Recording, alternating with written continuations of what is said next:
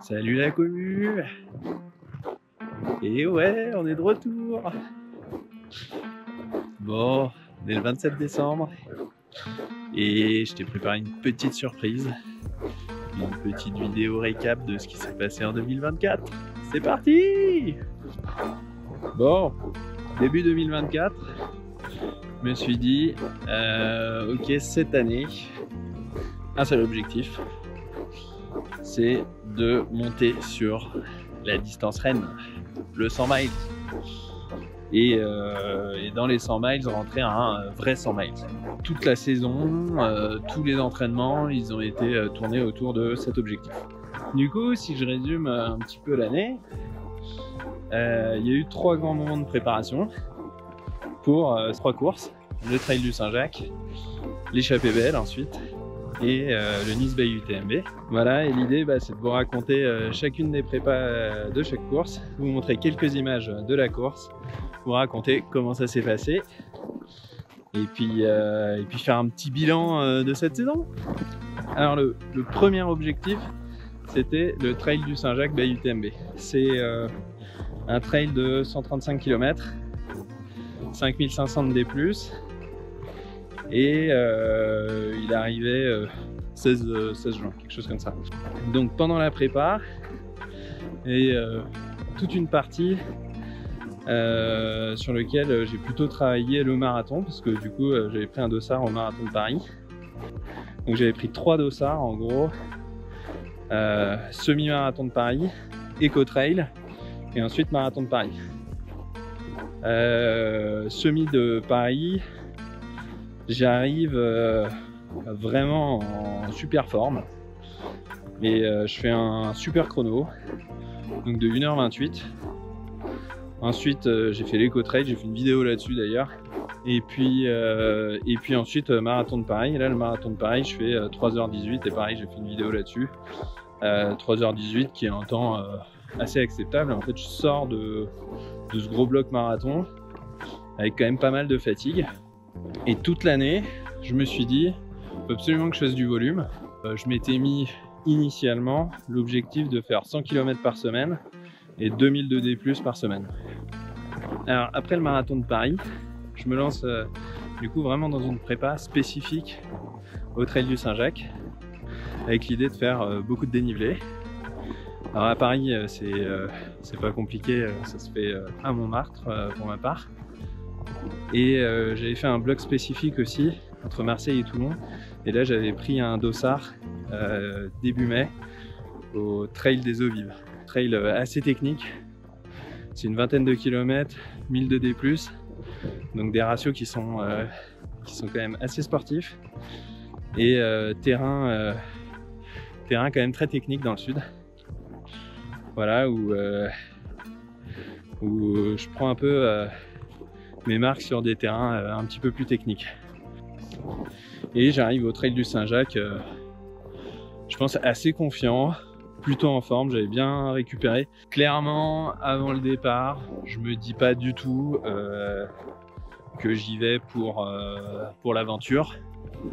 Je suis plutôt dans un mode de compète, à essayer de rentrer un chrono et tout. Donc je m'emballe pas trop, je me mets pas tout devant. Et ça part. Et alors les 18 premiers kilomètres sont plutôt roulants. Et là je suis vraiment hyper bien. Vers le milieu à peu près du parcours, là je me rends compte que mine de rien j'entre dans une zone inconnue. Salut la team. Bon, je suis un peu dans une période, dans une phase de down là, qui a commencé en bas de la petite bosse là. Je me suis fait mal aux pieds, super mal aux pieds, et je boitais, et là je me suis vu abandonner. Donc je me suis fait super mal. Je me suis mis sur le côté, sorti le pied de la chaussure, ça va. Plus de peur que de mal. Je passe vraiment dans un autre mode qui est plutôt en mode découverte, où je me dis bon allez vas-y, faut juste que tu le finisses. La fin du parcours va être un long chemin de croix. J'ai des énormes ampoules aux pieds et j'ai cette cheville qui me fait atrocement mal. Et concrètement, bah, c'est tout plat, mais j'avance plus. Dur. J'ai des pieds qui me font archi mal. Je pense que j'ai des ampoules de pied. Une cheville qui me fait mal. Y a ma femme qui vient retrouver sur les derniers kilomètres. Et puis je vous laisse voir les images, mais c'est pas beau. Avec le nounours.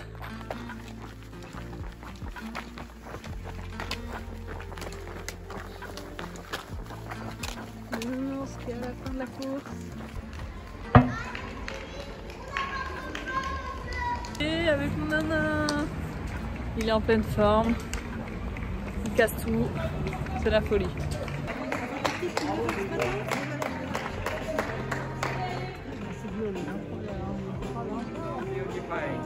Allez, bravo! Allez, super, bravo! Allez, bravo! 25 heures, je veux dire 25 minutes, j'ai réussi. 25 heures, c'est l'arrivée de Grégoire. L'arrivée derrière, ça enchaîne, Fred, nos ultra finishers. Donc je finis en 25h15. Le chrono est complètement anecdotique parce que je finis plus de 5 heures au-delà de ce que j'espérais comme temps.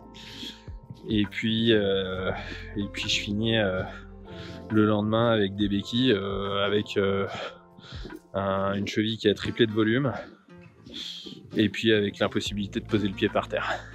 Le premier enseignement ou constat, c'est que j'ai été limité, non pas physiquement pour la première fois, mais vraiment d'un point de vue mécanique. Enfin, c'est pas sur des questions musculaires en gros que j'ai été arrêté. Et j'ai sous-estimé la casse qu'un tel format pouvait avoir sur le corps. Alors je sors du trail du Saint-Jacques avec beaucoup de fatigue. J'ai mis bien 2 semaines à m'en remettre, avec une semaine où mon corps m'a mis une misère comme jamais, avec des sueurs froides toutes les nuits. Et voilà, au bout des 2 semaines, je reprends l'entraînement pour attaquer la prépa pour l'échappée belle. Alors l'échappée belle, c'est un trail qui me faisait et qui me fait toujours rêver. C'est un trail qui a la réputation d'être très dur, très technique. Certains disent que c'est un des 2 trails les plus durs en termes de parcours en France métropolitaine.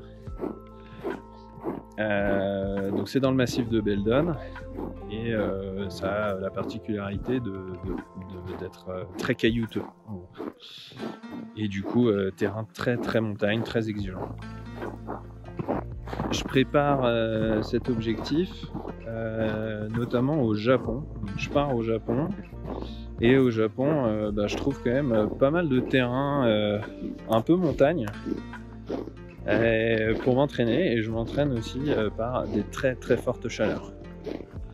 Donc je suis assez content du volume que j'ai fait au Japon, et puis aussi du dénivelé. Je me suis assez bien organisé là-dessus pour vraiment continuer de faire du sport pendant les vacances. Et je reviens en France début août, par là. Et puis là, pareil, j'enchaîne quelques semaines vraiment correctes avant de partir à Grenoble pour prendre le départ de l'échappée belle. Clairement, quand je m'inscris à l'échappée belle, le but c'est d'y aller un peu à l'aventure. C'est pas de faire un chrono, c'est vraiment de finir une course longue et exigeante. Coucou, c'est la ligne de départ pour l'échappée belle. Alors, comment tu te sens? Écoute, c'est speed ce matin, mais je suis content parce qu'on a un peu dormi quand même. Alors, c'est quoi ton objectif? Finir. Alors l'échappée belle, je le savais, hein, mais du coup c'est vraiment un format qui n'a rien à voir. Le grand classique, c'est en cas d'abandon, il y en aura quand même une personne sur 2, a priori. Vous rendez bien votre dossard à quelqu'un qui est muni d'une radio, qu'on puisse vous annoncer au PC Course et qu'on ne vous cherche pas partout pour savoir où vous êtes. Concurrente et concurrent de la vague numéro 2 de l'échappée belle dans sa version intégrale 2024, est-ce que vous êtes en forme? Plus fort que ça, on n'entend rien. 6, 5, 4, 3, 2, 1, c'est parti. Bonne chance à toutes, bonne chance à tous. Donnez un maximum. Donc on commence par la partie enfin par une partie assez roulante entre guillemets, jusqu'au 16e kilomètre. On prend quand même là 1600 de dénivelé quasi. Le début c'est pas un double KV, c'est un triple KV en gros, jusqu'à la croix de Beldon. On prend 3000 d'un coup. J'avance bien là, ça se sont bonnes. Et le paysage est juste splendide. Et puis à partir du refuge de la Pra, ça devient de plus en plus difficile d'avancer. Tout est dur dans l'échappée belle. Les montées sont très exigeantes, les descentes sont très exigeantes aussi. On arrive au ravito de Jean Collet. La descente de la croix de Beldon est redoutable. Jusqu'à la première base vie, au Plénay. L'échappée belle, c'est difficulté sur difficulté. Ça enchaîne les cols techniques. Donc il y a d'abord la croix de Beldon, il y a le col de la mine de fer, le col de l'Égloton, le col de la Vache. Et grosse ambiance. À la brèche, je sais pas trop quoi. Je viens de passer le col de l'Égloton, je crois. Ah putain, un chamois. Ah, il est magnifique. Deux chamois.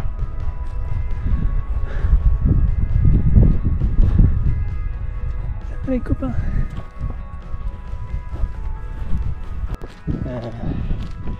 Musculairement ça va. Je me fais dépasser là, objectivement. Mais le moral est bon. Je me dis que c'est ça qu'il faut garder. Là on est sur deux cols difficiles. Tu as mon rythme mais ça passe à chaque fois. Donc cool, voilà.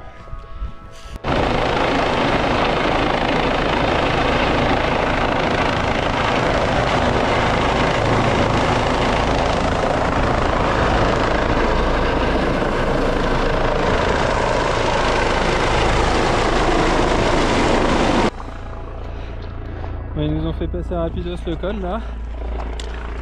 T'as pu dire un mot sur le col. Horrible ce col. Horrible. Le plus dur pour l'instant. Et là, il y a l'hélico qui revient.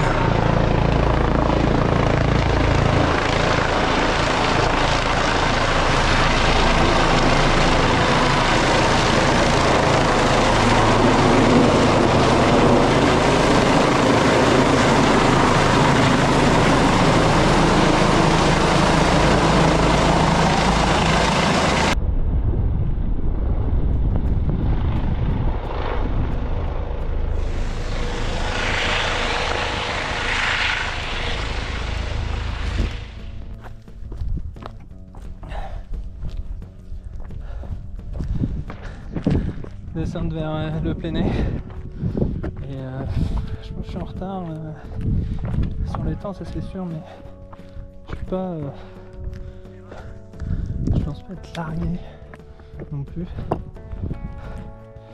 Là je vous invite à regarder le chantier Excel et descente.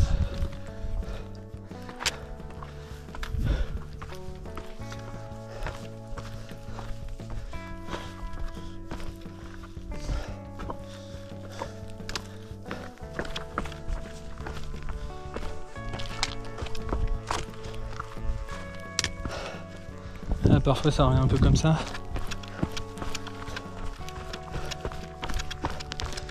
Et c'est technique. Voilà. Il y en a. Et c'est pas le pire.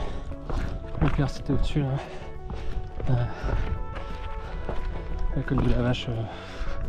Le bas du col de la Vache. Très très dur. Et puis après bah, c'est un putain de raidard. Voilà.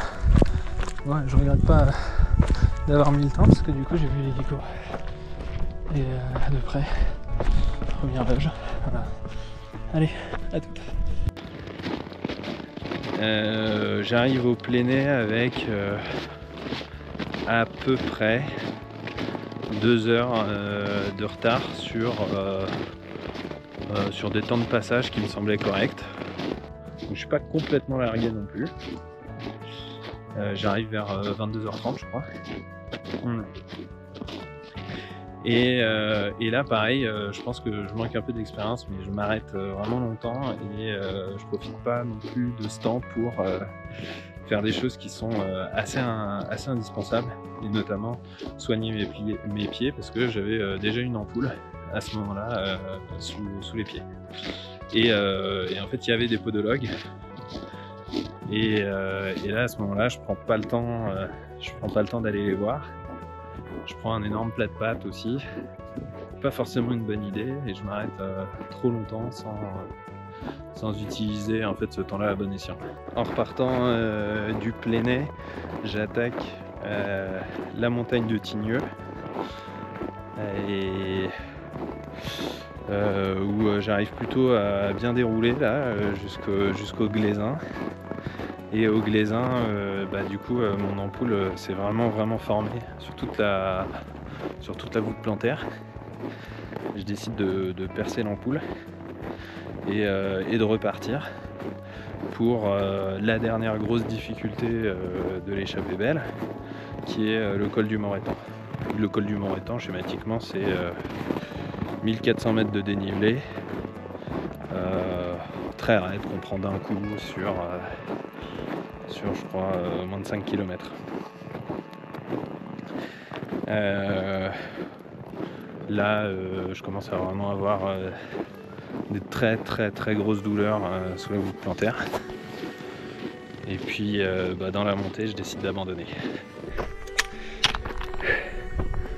On arrive au haut du Morétan.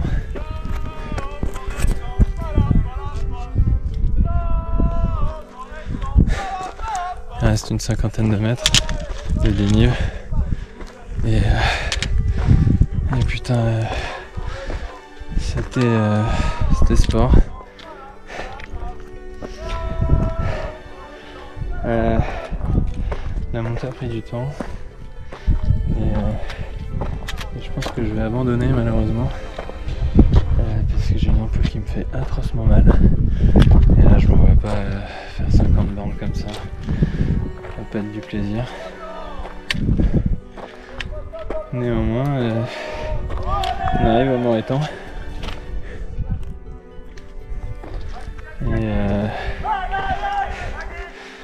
Et du coup, tous les cols techniques ont été cochés. C'est un maigre lot de consolation. Mais je vais devoir m'en contenter. Je finis, donc je passe le col du Morétan. Derrière le col du Morétan, ça je le savais, mais il y a une descente redoutable. Je pense que c'est la pire descente de l'échappée belle, avec des cordes. Et alors là, dans mon cas en tout cas, et par rapport à mon niveau et tout, c'était vraiment très dur. J'ai passé vraiment énormément de temps dans la descente là. J'arrive plus du tout à descendre, déjà parce que les pieds faisaient mal, et puis en plus de ça je manque clairement de technique. Après un long calvaire, j'arrive à Périoul, et Périoul, alors normalement on peut pas abandonner à Périoul, et là les gars de l'orga que je remercie ont accepté d'enregistrer mon abandon à Périoul, dans la mesure où j'ai pu me faire raccompagner par un photographe qui m'a amené après jusqu'à la première route où j'ai pu retrouver ma femme. Voilà, bizarrement, je suis pas trop déçu par cet abandon, enfin au moment où je rentre de ça. Voilà, je suis pas du tout trop déçu. C'était la bonne décision. J'avais vraiment super mal, j'aurais pas pu continuer. Je suis juste vraiment agacé de me refaire arrêter pour une erreur que j'ai déjà faite. Alors je sors de l'échappée belle avec la volonté quand même cette fois-ci de mettre des choses en place pour que je puisse finir à Nice dans de bonnes conditions. Voilà, je fais un bon bloc en termes d'entraînement, je fais un bloc vraiment sérieux avant Nice et chose que j'avais pas fait jusque là dans l'année, j'essaye de 2 semaines avant Nice, donc pas la semaine de course mais la semaine d'avant, j'essaye de faire un peu tomber tous mes chronos, donc j'essaye de faire mon record sur 1 km, sur 5 km et sur 10 km. Et puis là, même si j'avais pas spécifiquement travaillé à la vitesse, je vois que la forme est là parce que sur 1 km, je fais mon record, je crois que je fais une 33, quelque chose comme ça. Après, je le fais en ville, hein, je le fais pas dans des conditions vraiment sérieuses, mais une 33 c'était mon record. 5 km, je passe sous la barre des 20 minutes, donc ça j'étais content. Pareil, pas dans des conditions optimales. Et puis le 10 km, je le fais en 40 minutes, 40 secondes. Et pour moi, c'est vraiment pas mal. Pareil, pas dans des conditions optimales. Là, je me dis vraiment que la forme est là. Et du coup, j'arrive à Nice avec quand même avec plutôt la confiance, quoi. À la suite de Nice, je mets surtout en place des choses pour éviter d'avoir à nouveau des ampoules. Donc en gros, je me mets en place une routine pour créer de la corde sur les pieds, donc avec de la noc et un tan, un truc qui s'appelle du tan. Ça, je fais ça pendant 1 mois. Je me rachète des nouvelles chaussures avec une pointure en plus. Je me prends des Hoka et Tectonics 3, donc plutôt des chaussures un peu super shoes de compète de trail. Et puis je prends aussi des chaussures que je connais déjà et que j'aime beaucoup. C'est les ASICS, les Trabuco. Et je trouve que c'est un super produit. C'est un produit qui est hyper stable, dans lequel je suis hyper bien. Et je me dis, ça va peut-être être mes chaussures de fin de course. Je change mes chaussettes. Donc je rachète plein de nouvelles paires que je fais un petit peu. Donc c'est-à-dire que je cours 30-40 bornes à chaque fois avec. Et puis aussi une des recos, c'était de changer les semelles. Je vais voir les gars de la team Sidas Matrix qui eux sont spécialistes dans les semelles. Donc j'en rachète là, et même si j'ai jamais couru avec, je vais quand même partir avec ces nouvelles semelles qui sont plus légères et carrément adaptées au trail. Salut tout le monde, et du coup on est à Oron pour le départ du Nice Bay UTMB sur le format 100 miles. Voilà, arrivé à Nice hier, j'ai pris un petit Airbnb et du coup là ce matin la navette pas trop tôt, donc ça c'était cool, 7h30. Je peux pas dire, c'est plutôt pas mal comme format, ça part à midi. Si on court vite, on va pas arriver, on fait pas 2 nuits si on court vite. Donc voilà, Oron, très joli. Les sensations sont, enfin pour l'instant, en tout cas la prépa, voilà, le mood, tout ça va plutôt bien. On verra par la suite. Ça va être très long. Mais pour l'instant tout va bien. Je me suis mis des temps, mais je me mets pas trop la pression sur les temps, mais j'aimerais bien quand même essayer de courir tout jusqu'au bout, pas être dérangé par les ampoules. Avoir, si je suis arrêté, être arrêté par des douleurs musculaires plutôt que par des ampoules. Pas mal d'inconnus encore. Il devrait faire froid. Moi ça me va pas mal le froid. Il faut vraiment qu'il fasse très froid pour que je craigne. Puis on se retrouve pour le départ du coup. Bonne aventure à vous toutes et à vous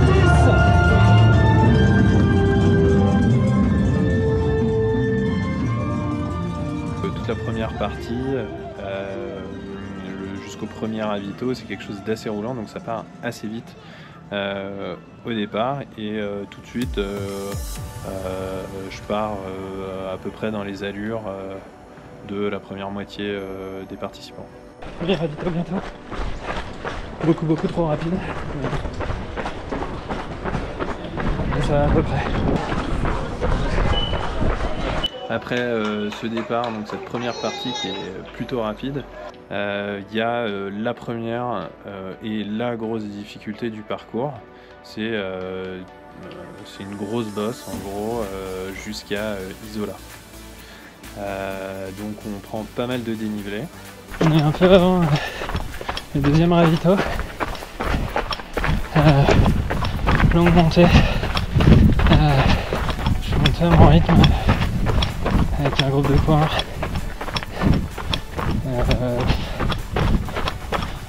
J'ai l'impression d'être quand même rapide, mais non, ça grimpait pas si vite que ça. Isola c'est le 36e kilomètre. Et il y a toute une partie aussi qui est technique, en gros. C'est pas hyper technique, mais il n'y a pas toujours de sentier. Et on avance genre vraiment beaucoup moins vite que sur le reste du parcours, en gros. C'est pas très bien tracé et tout, donc il n'y a pas énormément de dénivelé, mais en fait on perd pas mal de temps entre, ouais, je pense qu'il y a 5 km comme ça entre le 28 et le 33e. Ensuite, jusqu'à Isola, c'est une grande descente. Et là, pour le coup, assez rapidement, on retrouve des chemins. Et bon, même si ça descend vraiment sec, ça déroule, quoi. Je passe Isola et je m'étais dit, j'aimerais bien passer Isola avant la nuit. Et là, je suis déjà bien dans la montée au moment où le soleil se couche. Pour moi, la deuxième grosse difficulté de ce parcours, elle arrive juste dans la descente après Isola, où là il y a une descente qui est très très raide. Et pour moi, c'est une descente qui est d'autant plus difficile que c'est le moment où en gros j'ai énormément de crampes. Ça arrive toujours à peu près à ce moment-là dans les courses. Et cette descente-là, je chute peut-être 4-5 fois, et à chaque fois que je chute, ça déclenche une crampe. Je sais pas comment l'expliquer, hein. C'est un peu la réaction de mon corps. Et ouais, la descente du coup prend un petit peu de temps. C'est pas une descente qui dure hyper longtemps, mais c'est une descente qui est quand même technique, sur laquelle c'est facile de se faire une cheville à mon avis. Et puis après, en fait, on regagne une route. Et là, sur la route, commence un déluge. Vraiment, il commence à pleuvoir, mais genre pleuvoir vraiment des seaux d'eau. J'ai fait plusieurs chutes. Très technique, très difficile d'avancer. Bon allez, c'est tout plat là. Donc on déroule. Donc cet épisode pluie va durer 2-3 heures. Et moi c'est plutôt une période dans laquelle ça va plutôt bien. Enfin, la pluie m'atteint pas trop. Je me dis, bah c'est pas grave, de toute façon on va être trempé et tout.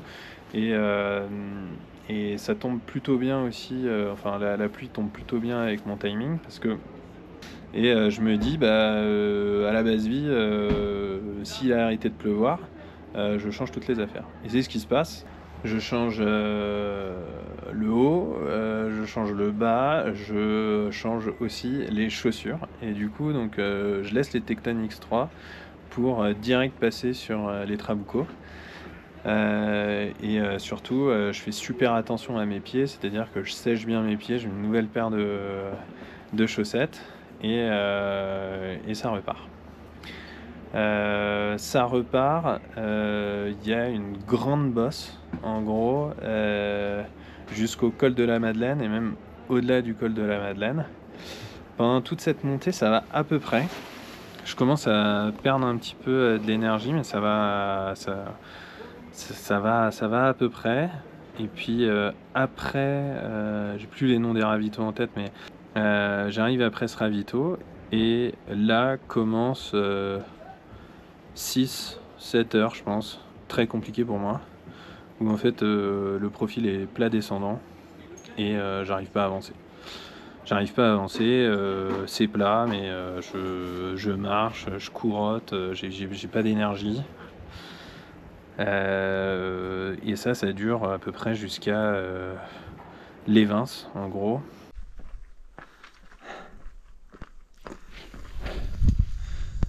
Et ouais, petit lever de soleil. Je vais enlever la lampe. Petit lever de soleil au-dessus du tel. C'est dur là.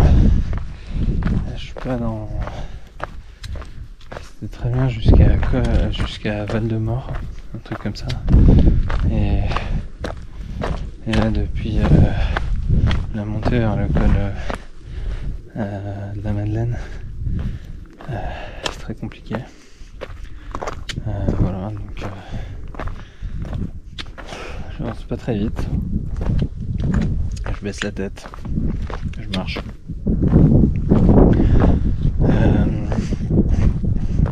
J'ai hâte d'arriver à la base vie, mais après Utel, c'est encore une douzaine de kilomètres. Donc on n'y est pas encore. Et là, c'est peut-être le plus beau passage.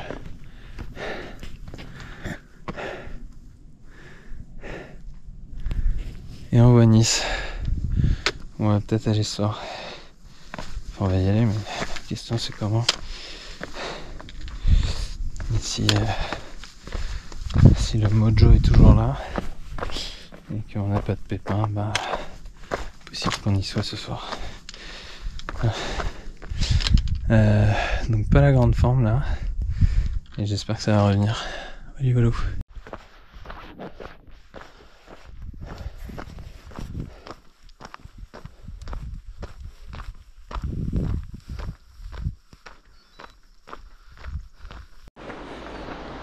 Hop, salut tout le monde. Et on est en bas de Utel, la descente d'Utel. Et on va monter vers les Vins. Qui est le ravito. À 400 mètres de dénivelé. Et puis on va s'y coller. Je commence aussi à sentir mes pieds, donc je sens que je commence à avoir des ampoules, alors je panique un petit peu. Et du coup je me dis bon, à Le Vins, je vais me poser, je vais peut-être faire une petite sieste. Et j'essaye de pas trop me concentrer sur le chrono. Et je me dis, voilà, on essaie de faire un gros reset. Et surtout, tu vas voir le podologue à Les Vins. Donc j'arrive à Les Vins, je suis super bien pris en charge, et du coup elle me traite toutes mes ampoules. Elle est sèche en gros avec une piqûre, enfin je sais pas exactement comment elle fait son truc. Puis sous le pied elle me dit bah tiens je te mets juste un petit pansement comme ça, mais ça tu vas pouvoir tenir jusqu'au bout. Et puis à côté de ça je fais aussi un petit somme de 10 minutes, 10-12 minutes, et c'est la seule fois en gros où je vais vraiment prendre une petite pause comme ça pour dormir. Je dors pas, mais ça me voilà, je suis au calme, je suis vraiment redescendre le cœur. Je me relève et je repars. Et puis là, c'est la dernière, on va dire, grosse bosse du parcours. On arrive au sommet du Mont Ferrion. C'était le dernier grand morceau en montée. Il y avoir la descente. C'est fait.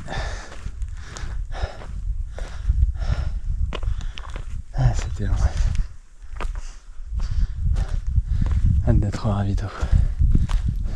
Dans la descente qui suit, là d'un coup j'ai un regain d'énergie et ça vient avec un coureur avec lequel je vais faire toute la fin de course.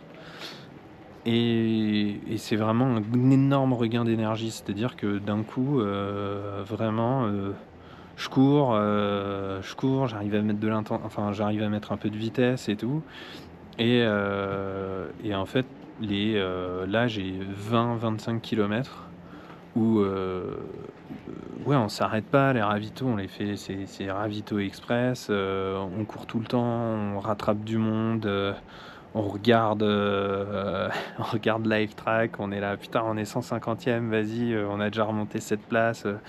Puis vraiment, on est dans un mode compète et c'est grisant, pas tellement le mode compète, mais le fait de retrouver de l'énergie alors qu'on a déjà 120, 130 bornes dans les pattes. Et vraiment, c'est hyper grisant en fait ce moment-là.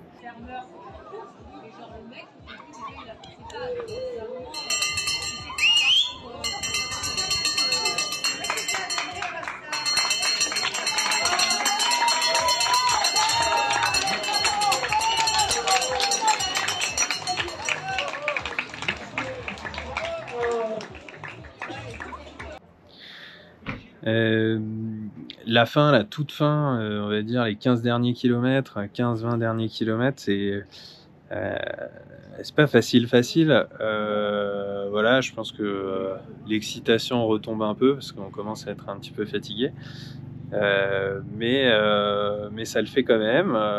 Voilà, on avance, on perd pas trop de temps. Le dernier ravito, franchement, on prend vraiment... on perd pas de temps, quoi. Ça remplit les gourdes et ça repart. Et puis on arrive enfin dans Nice. La fin, moi j'ai trouvé ça très dur parce qu'en fait jusqu'au bout du bout, il y a quand même très peu d'asphalte. À chaque fois, c'est des terrains qui sont assez caillouteux. C'est pas l'échappée belle parce que les chemins ils sont toujours formés. Mais c'est hyper caillouteux, ça fait mal aux pieds en fait.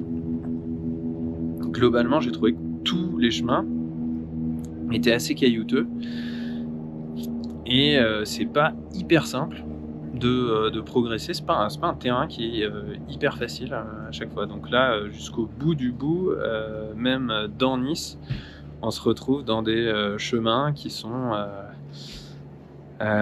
qui sont pas faciles à descendre, sur lesquels il faut quand même vachement regarder où on met les pieds, et ça jusqu'à ce qu'on soit sur la mer quasiment. Les 3 derniers kilomètres, on a encore de l'énergie pour les courir.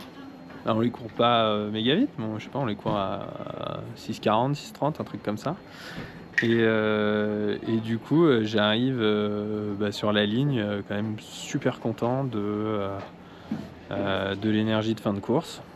Ça fait 33h30, je pense que c'est 1h30 en dessous de ce que j'espérais. J'espérais en gros, ma cote elle est de 535, m'annonçait 32 heures. Je me disais que si je faisais 32 heures, c'était vraiment de la balle. Mais je suis super content en fait. Voilà, 33h30. Sachant qu'il y a plein de trucs à optimiser encore sur la gestion de course. Sachant que j'ai eu 6-7 heures vraiment compliquées, que j'ai fait une pause de plus d'1 heure à l'Evans, je me dis franchement ça va, je reviens sur un format comme ça avec encore plus d'expérience pour peut-être faire ma cote. Donc voilà, si je dois faire un petit bilan de l'année, j'ai fait mon 100 miles un petit peu comme ce que j'espérais, donc le gros objectif il est rempli. J'étais content de m'entraîner toute l'année. Je finis l'année aussi en me disant que j'ai quand même pas mal couru seul. J'aimerais bien peut-être plus courir avec les copains. Donc tout à la fin de l'année, là, on a couru un trail avec 3 éminents membres de la commu sur le trail des Saint-Cyriennes, et ça c'était très cool, un format beaucoup plus court. Les stars qui arrivent. Ça va ? Allez. Je trouve ça déjà long en voiture en fait, 30 km, donc Putain, c'est vrai qu'on n'a pas fait 30 km en voiture là. Oh là là. En plus, c'est plat ici quoi. C'est clair. Voilà, quel enfer. Attention, on est prêt pour le départ, on envoie la musique.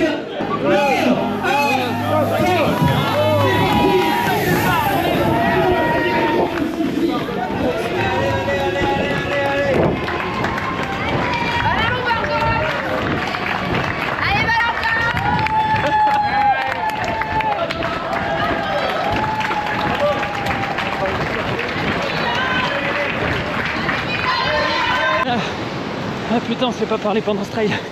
Ah, c'était dur.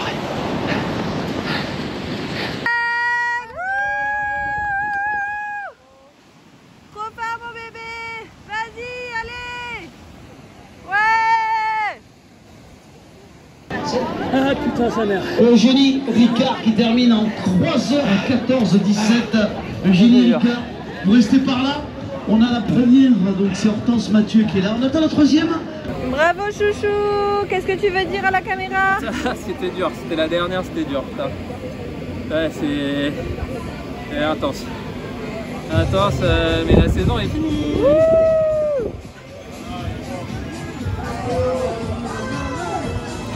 Ah, je suis rincé. Et tout le monde me doublait et je les retrouvais tout le temps à la montée. À la montée, je retrouvais les mêmes 10 personnes. T'es une machine. À remonter, ouais. On t'appelle l'escalator. Et puis toujours sur les bilans, moi je voulais faire plus de vidéos cette année. J'ai pas trop eu le temps, pas trop eu l'énergie, et j'aimerais bien en faire un petit peu plus l'an prochain, c'est un de mes petits regrets. Voilà, ça me fait marrer de faire ces petites vidéos là. Et enfin le dernier bilan, c'est le bilan Strava, parce que en fait je prends du plaisir aussi à faire mes petits posts Strava, je prends du plaisir à échanger avec la commu sur Strava, même si on n'est que 50, moi ça me maintient en forme. Donc voilà, à tous ceux qui m'envoient des kudos, merci à vous les gars. Et il y a même des gens que je ne connais pas qui m'envoient des kudos. Merci encore plus à vous, parce que vous ne me connaissez pas. Mais moi ça me fait plaisir, et puis ça me donne l'envie aussi, un petit peu de courage pour aller courir. Voilà, je marche comme ça moi. Faut être lucide dans la vie. Hein. Voilà, allez, à la prochaine.